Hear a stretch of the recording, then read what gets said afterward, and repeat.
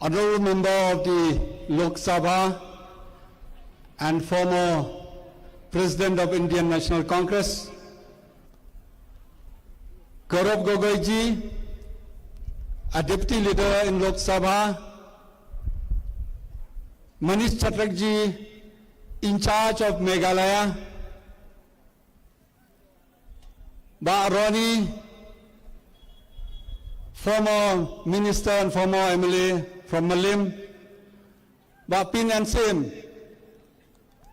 former CEM of the Giant Hills of the Khasi Hills District Council, all the members of the AICC observers, all the candidates,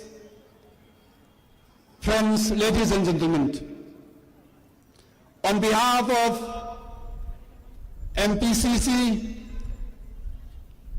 and on behalf of people of Meghalaya, we welcome Rahul Gandhi ji to this program. Thank you, sir, for coming. Sir, your visits to the state will boost the morale of our workers, will help us in campaign, and your votes will inspire us for this election 2023. I also welcome Gaurav Gogoi ji, my colleague in Parliament and my leader in the Lok Sabha, who has been working for the previous election and this election for Meghalaya. Sir, we welcome you to this program. I also would like to welcome Manish Chatrak ji, who have been working day and night for this election. I hope, sir, your presence here will help us to win this election. We welcome you, sir. I also would like to welcome Baroni, a candidate from Malim. Sir, thank you. Your presence here will make a lot for us for the coming election.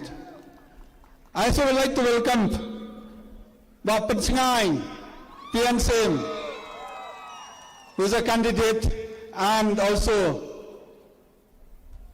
who was a former chief of the Khasi Hills District Council. Sir, we welcome you, churches. Without naming, I also would like to welcome Celestine Londo, our former president and a candidate from Umsning. I would like to welcome all the candidates who are here.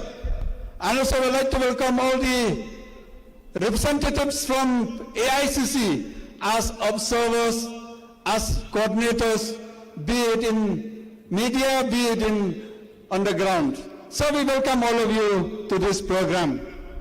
I also would like to welcome each and every one of you for this program. Thank you for coming. Let us see that Rahul Gandhi's touch in Meghalaya will give us a lot of hopes, will give us inspirations, will give us also the ideas how to challenge, how to face the challenge, how to overcome the challenge. Thank you, sir. Welcome each and every one of you. Thank you, sir. As a token of appreciation and love for our senior Congress leader, I would like to once again request Mapala to kindly present the gift to our senior Congress leader, Rahul Gandhi.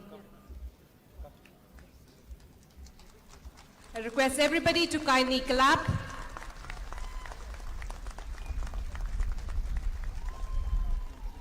And now for the moment we've all been waiting for.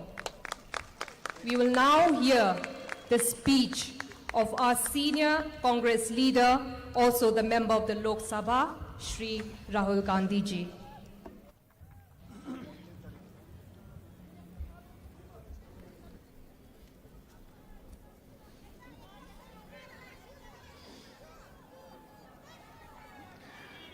Manish Chatrak ji, Vincent Pala ji, Gaurav Gogoi ji, Dr. Celestine Lingdo ji, Manuel Badwar ji, Srimati Wansuk CM ji, Ronnie Lingdo ji, PNCM ji, John Antonio Lingdo ji, Sanjay Das ji, Ms. Joplin ji, party workers, brothers and sisters, friends from the media, I'd like to welcome all of you here. I'd like to thank you for inviting me here. It's always a pleasure and an honor for me to come to this beautiful state.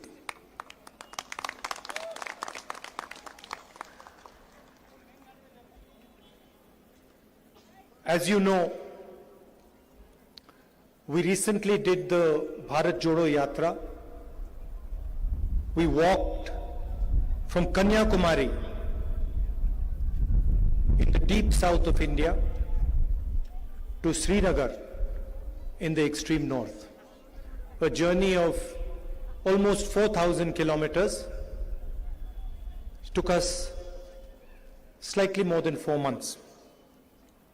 And the reason we were forced to do this was because the BJP and the RSS,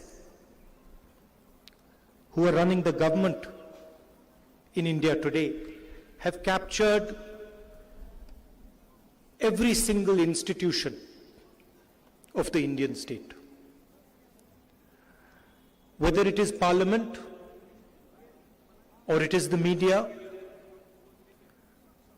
it is the bureaucracy, the election commission, the judiciary, all these institutions are under pressure, are being attacked by the ideology of the RSS and the BJP. And basically, they refuse to accept that India has multiple ideas. That India is not one idea, not one community, not one language, not one religion. But India is many, many different ideas, many different religions, many different communities, many different languages, many different cultures. And that is what the Bharat Jodo Yatra was about. It was a journey of appreciating these different languages, different cultures, different religions. And it was not so much a journey of speaking. It was a journey of listening, of trying to understand and trying to appreciate the diversity of this country. There were members who walked with us from every single state, including Meghalaya. And every one of us appreciated this diversity. You could see as you moved from state to state, there was a completely different idea, completely different culture, completely different language. And that is really the beauty of our country. You have your own culture, your traditions, your religion, your history, your traditions. And the reason I'm here is because the ideology of the BJP, and specifically the RSS, is trying to attack and destroy your culture, your tradition, your religion. And I'm here to tell you, that we are standing with you in this fight. We are not going to allow the ideology of the BJP to harm your language, your tradition, your religion, your culture, your history. Because for us, that would not be India. That would be violence, that would be anger, that would be hatred, and our country is not a hateful, violent and angry country. It it would also be the act of a coward. Because only a coward tries to impose his will on another person. Only a coward, it's like the BJP is like a class bully.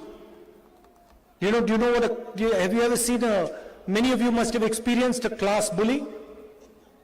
You're in class, there's one fellow who thinks he's stronger than everybody, bullies everybody, doesn't really understand anything. You've seen that person?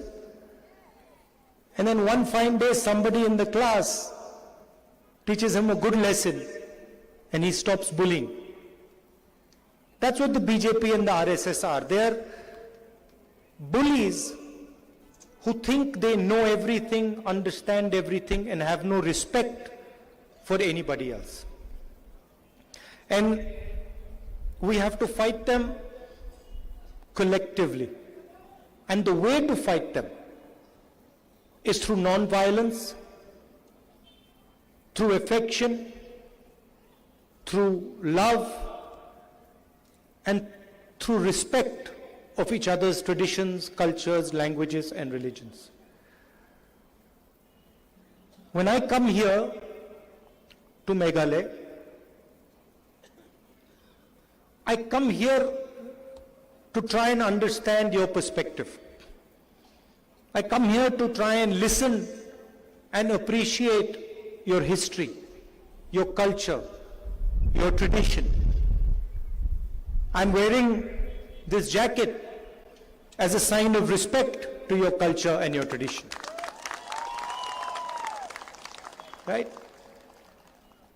And my actions reflect this jacket. So if I was to come here, like the Prime Minister does, and put on this jacket, then attack your religion, attack your culture, attack your history, attack your language, I would be insulting you. Right? So I come here with humility, and I wear this jacket as a sign of respect to you, to your ancestors, to everybody who lived in this state before you. And because I do that, I walk away from Meghalaya with wisdom, with understanding, and with affection. The BJP is attacking all our states. Whether it is Tamil Nadu, Karnataka, Meghalaya, Jammu and Kashmir, Haryana, every single state is being attacked by the RSS. And one idea is being imposed on all these states. And that is, for us, something that we will resist and we will not accept. Of course, you also know the history of the TMC. You know the violence that takes place in Bengal. You know the scams, the Sharda scams that have taken place. So you're aware of their tradition. They came to Goa, spent huge amounts of money in Goa, and the idea was to help the BJP. And this is exactly the idea in Meghalaya. The idea is to ensure, the TMC's idea in Meghalaya is to ensure that the BJP is strengthened and they come to power. With regards to governance in the state, you're aware of what has been happening. You've been seeing the corruption that is taking place. Today we were having a conversation in the car about the dome of the assembly And the leaders were telling me that, look, they were building the dome of the assembly and the dome of the assembly collapsed. And I asked them jokingly a question. I said, but did it collapse by mistake, or did they collapse it purposely so they could rebuild it? And they laughed and said, oh, we never thought about that. Maybe they collapsed it on purpose so they could rebuild it and spend some more money rebuilding the dome. The same thing happened during COVID. So when the state required support, protection, the government was busy stealing money that was owed to the people of Meghalaya, to the people who died as a result of COVID. Then there was the rice scam, where almost 1 lakh bags of rice that were meant for the PDS of Meghalaya were found in Assam. And of course, the illegal coal scam, where over 13 lakh metric tons of coal has been mined illegally, and 650 crores have been taken away from you.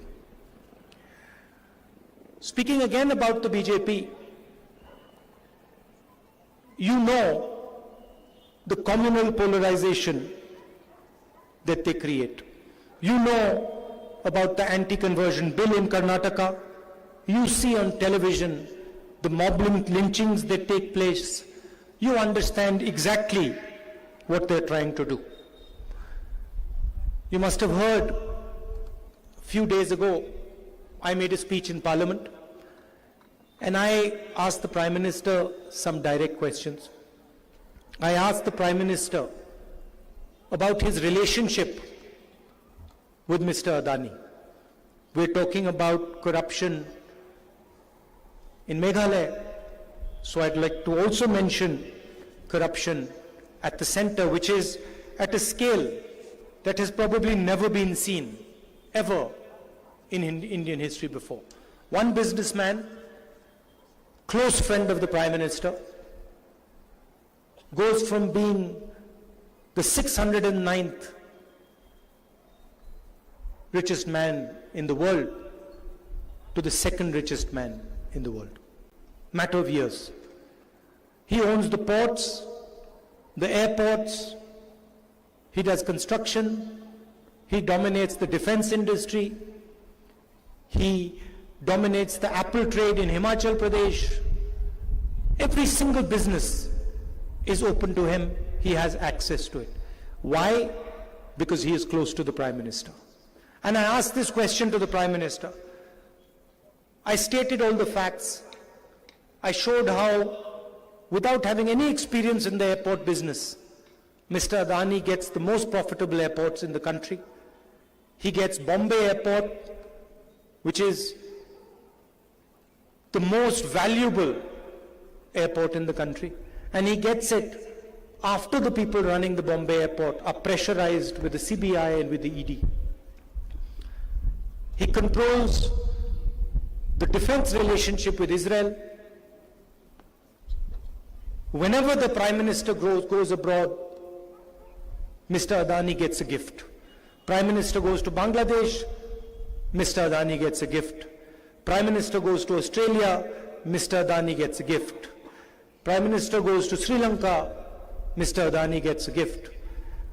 In fact, in Sri Lanka, a gentleman who was involved clearly stated that the President of Sri Lanka, Mr. Rajapaksa, told him that the contract has to be given to Mr. Adani because Mr. Modi has told him to do so. So I asked these questions and I said,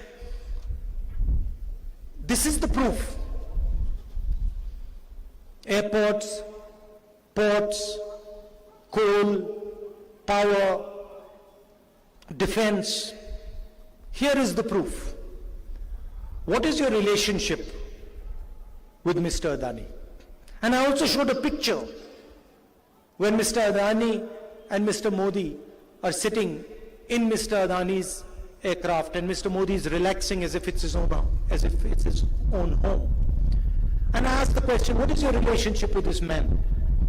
You should tell the people of this country what exactly is the relationship between Mr. Narendra Modi and Mr. Adani. Mr. Modi did not answer a single question. In fact, he asked me a question and he said, why is my name Gandhi and not Nehru? He avoided the entire discussion and he didn't answer a single question. Now, I gave the speech in Parliament, and then you notice that Mr. Modi is all over television while he gives his speech. But my speech is nowhere to be seen. It's not visible in the media, not heard about in the newspapers, not seen on the channels. And the reason is that the media of this country is completely controlled by 2 or 3 large industrialists who have a relationship with the Prime Minister. So we can't even express ourselves in the media anymore.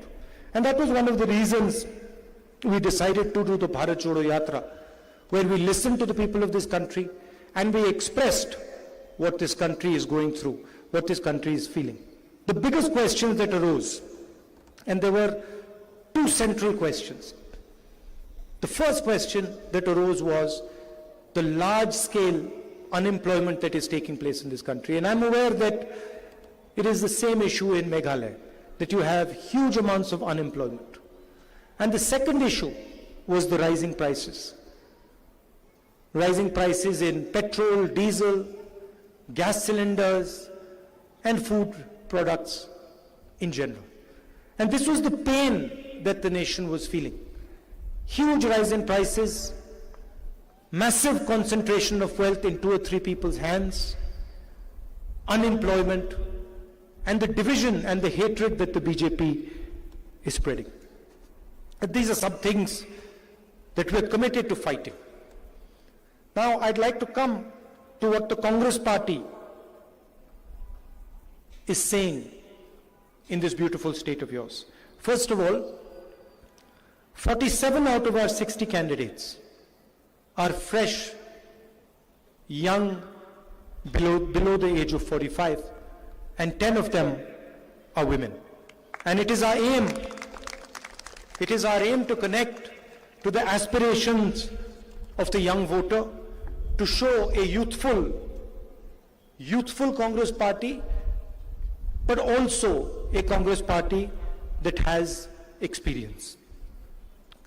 And we are talking about providing Meghalaya with an inclusive vision that will take all members of Meghalaya's society forward together. There are 5 major commitments that we're making, and I'd like to mention them to you. The first is focused on empowering women, and what we are proposing is for single mothers below the poverty line, we will give 3,000 rupees every month, 36,000 rupees annually. We will target unemployment and give 1 job per household in Meghalaya. We will make sure that the people of Meghalaya get uninterrupted power supply to their houses and to industry.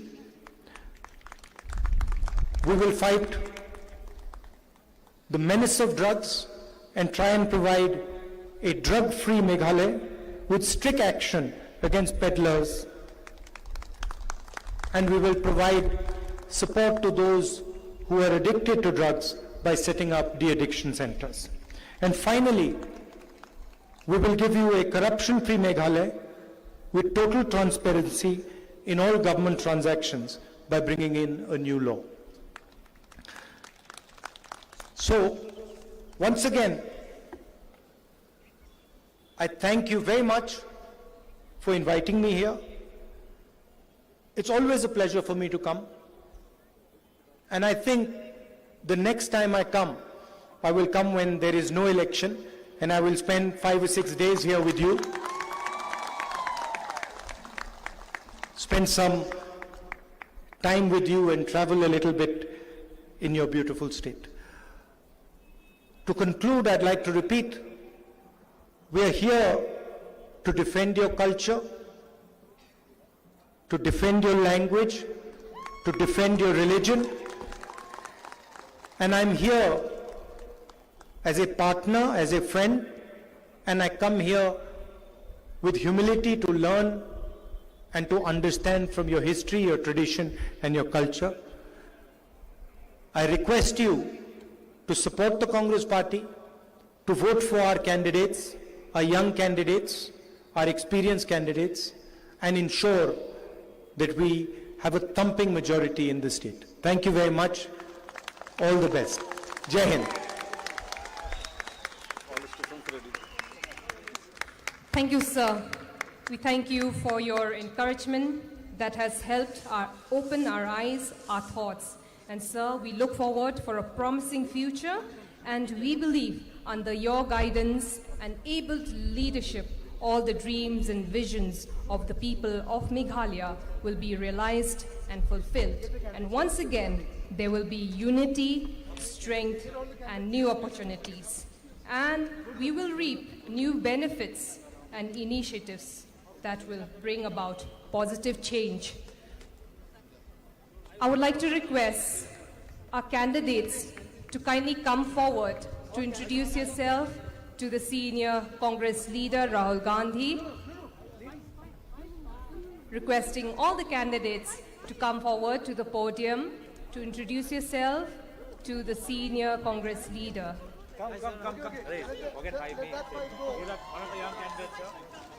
Request everybody to kindly clap and wave those flags up high. Another young lady contesting elections. Five each will come, and then you take the picture and you move. The next five will come. Yeah. No, you're supposed to come here. Come. Take a group picture. One. Ladies, come. This is the moment we've all been waiting for. Big round of applause to all our candidates as we wish them luck and well for the upcoming elections.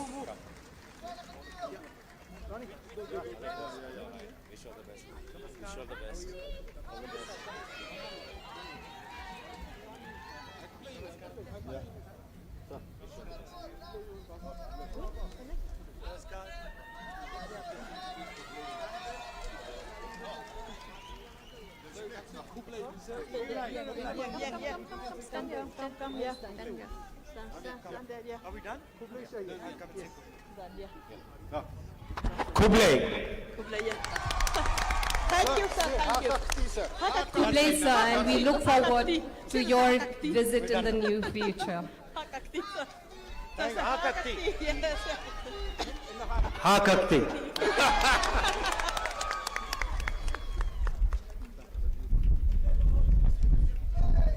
And now,